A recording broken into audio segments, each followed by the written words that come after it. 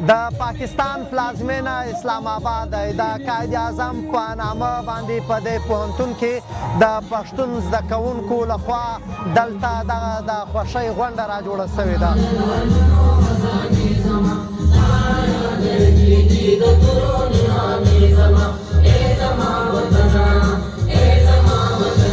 زما په قائد اعظم پوهنتون کې چې دا کم نن راټوله وه دا کومه زموږ پروګرام چې کم شوی دی، زه دې حوالې سره دا ویل غواړم چې دا څنګه موږ په اسلام آباد کې کوو یا موږ په پنجابي وطن کې دا څیزونه کوو، دا زموږ په خپل وطن او په خپله پښتونخوا کې دا څیزونه ولې نشته.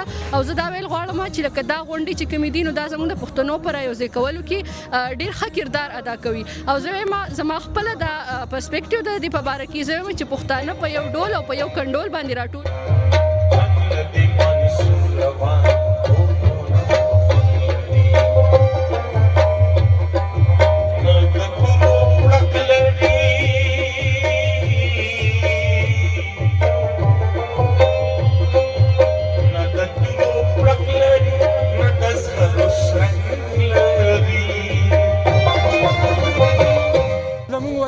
لکه ډېر زیات دردېدلی دی چې وزیرستان وګورئ که بلوچستان وګورئ که تیرا وګورئ که خیبر وګورئ غونډ داسې لکه در وزیرستان نه واخله باجوړه پورې غونډ دردېدلی دی.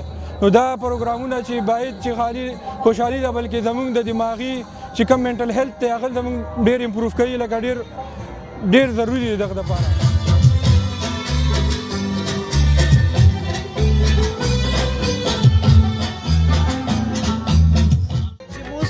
او ګډا د فنډامنټالیزم د پاره داسې ده لکه چې اور د پاره اوبه. نو دا یو کلچرل ایکشن دی، یو مزاحمت دی. موږ هم دا کتلی دي چې پنجاب یونیورسټي او اسلام آباد کې قائد اعظم یونیورسټي کې خاص طور همیشه یا ایڈمنسټریشن یا سټیټ ایجنسیز یا رائټ وینګ سټوډنټ وینګ د تنظیمونو وړاخه په دې تړونو باندې موسیقۍ باندې همیشه حملې او اعتراضات شوي دي. نو زه دې ته یو کلچرل ایکشن فار فریډم په نظر باندې ګورم. او زه خیر دی اسلام آباد صحیح، خو چې دلته کې دا ځوانان او دا پیغلې دا راغونډ شوي دي او پښتون کونسل ډېر ښه کردار لوبولی دی.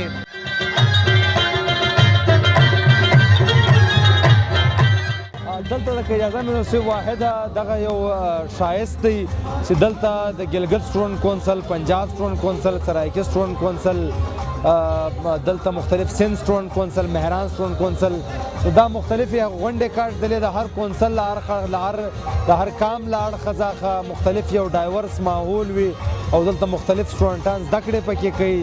نو دا د هر کونسل له اړخه څخه یو سالانه یو کلنیز یو روزه هر کال یو پروګرام کېږي. نو په هغې په تسلسل کې پښتون کونسل دغه غونډه راجوړه کړې ده.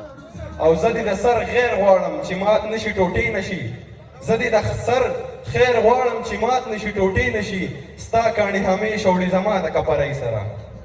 دا شیبه را سره د پښتون کونسل د ښځینه څانګې یا د فیمیل کابینټ چې کومه مشره ده صدره سمیه خان څه به وایي د دا نن غونډې او د دې خوښۍ په باب؟ دلته کې ډېر داسې سټوډنټس دي چې د داسې ایریاز نه راغلي دي، اسپیشلي چې کوم اسلام آباد کې اوسېږي یا کیپیټل کې اوسېږي، سټي طرف ته اوسېږي، هغوی ته د خپل کلچر د اهمیت د هغې کلچر په باره کې هېڅ نشته پته. نو داسې ایونټ موږ ته ریلایز کوي د خپل کلچر اهمیت، د هغې امپورټنس، د هغې ویلیو او موږ ته د خپل کلچر او هسټري په باره کې پته ولګي. او بل دا ده چې ایګزامز د وجې ډېر داسې یونیورسټي کې سټرس وي، نو سټډیز بالکل سټډیز د وجې نو دا یو قسمه له انټرټینمنټ دی چې دې د وجې زموږ یو قسمه له فرسټریشن ختمیږي د دې ذریعه. ریسنټلی که په لاهور یونیورسټي کې موږ وګورو 2-3 کیسونه داسې راغلي چې سټوډنټ سوسایډ وکړو او ماشاءالله قائد اعظم یونیورسټي کې داسې هېڅ انسیډنټس تر اوسه پورې نه دی شوی. ستاسو تعلق له کومې سیمې سره دی؟ زه بیسیکلي د پېښور سره تعلق لرم. پېښور ښار سره تعلق لري. د پېښور په پوهنتونونو کې داسې غونډې کېږي پر دومره لویه کچه داسې خوښۍ وي؟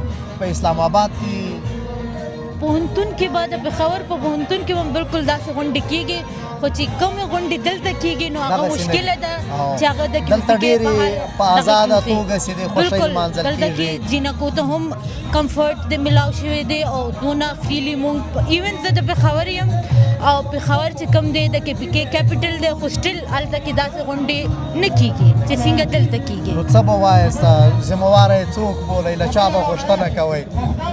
یو خو به زه دا ووایم چې پښتانه هم لږ پکار دي چې لږ شانتي ځینې شیانو سره ګزاره وکړي سره ګزاره وکړي د ښځې حقوق وپېژني هغې له آزاد ماحول ورکړي. دا خو د کور لخوا څخه دی خو د حکومت او د ریاست خو هم ذمهوارۍ جوړېږي که نه؟ بالکل حکومت هم پکار دی چې داسې غونډې ارینج کړي او هغې کې ښځو له برابر سپیس ورکړي. بلې ستاسو له ملګرې سره به هم څو خبرې کوو که مایک ورکوئ ورله مایک به لږ نږدې نیسئ خپل نوم راته وایاست. ډېره مننه زما نوم دی فاطمه او زه د پښتون سټوډنټ کاونسل فیمیل کابینټ وایس پریزیډنټ یم. څه به وایه فاطمه له کوم ځای ستاسو تعلق دی د دې غونډې په باب او دلته د زده کړو په باب ښځینه زده کوونکي څومره دي په دا پوهنتون کې لږ دي که ډېرې دي؟ زما تعلق د سوات سیمې سره دی ملکنډ زما ډیویژن دی او تقریبا په قایل اعظم کې چې څومره د میل تعداد دی نو د هغې په نیمه کونۍ خو کم از کم 30-40% چې دلته کې فیمیل دي نو دا د ایجوکیشن یو ډېر زیاته ښه ریشو ده. مجموعي ښځینه و شمېر ته بالکل په دې کې د پښتنو ځوانانو پښتنو پیغلو شمېر به څومره؟ په دې کې تقریبا 40% به پښتانه وي ځکه چې زمونږ کم د KPK سایډ او جنوبي پښتونخوا سایډ نه پښتانه راځي نو د هغوی اپروچ هم فیډرل سایډ دی نو د پښتنو د ځوانانو هم او د جنکو هم د دې تعداد ښه کافي دی. پښتون او په پښتونو خاوره باندې چې د 50 کالونه چې کوم مسلسل چې دی بدامني روانه ده نو دا د هغې یو الټرنیټ میتھډ دی چې کوم کې پښتانه را یوځای کېږي یونیټي راځي په دې کې او د هغې جذباتیات د پښتون چې په هر شي باندې یو ډېر ریګرس ریاکشن وي نو دا د هغې یو ډېر الټرنیټ ښه میتھډ دی. یعنې دغسې غونډې چې دې ته فکر کوي ډېر ضروري دي پکار دي او که دا صرف د پښتنو دپاره نه دا په هر سوسایټي کې پکار دي که دا غونډې نه وي نو ژوند هلته کې ډېر ګران شي. دغسې غونډې د ژوندۍ ټولنو مثالونه دي. ستاسو همزولی ملګری او ستاسو د پوهنتون ملګری دی د سره به هم خبرې کوو. ستاسو د وخت راکولو ډېره زیاته مننه تکړه اوسئ.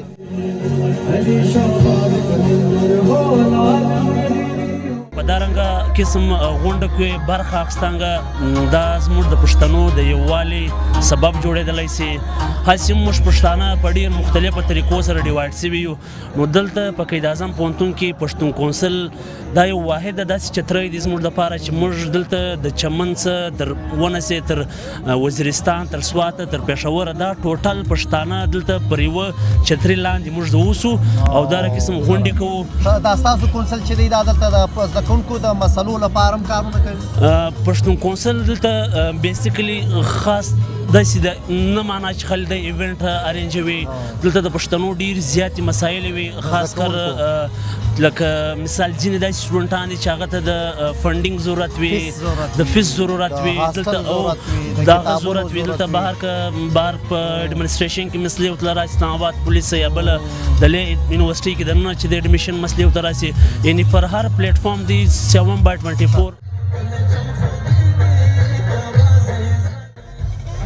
په دې خوښۍ کې برخه اخیستونکي ځوانان او پیغلې وایي چې دوی ته دې په خپلو وطنونو کې په پښتونخوا وطن کې همدغسې د اسلام آباد په څېر په آزاده توګه په پوهنتونونو کې تعلیمي ادارو کې د داسې خوښیو او غونډو راجوړولو په پراخه کچه اجازت ورکړي چې دوی د زده کړو ترڅنګ دغسې خوندور مجلسونه او غونډې هم راجوړې کړي تر څو د دوی ذهني صحت هم خوشحاله او خوندي پاتې شي.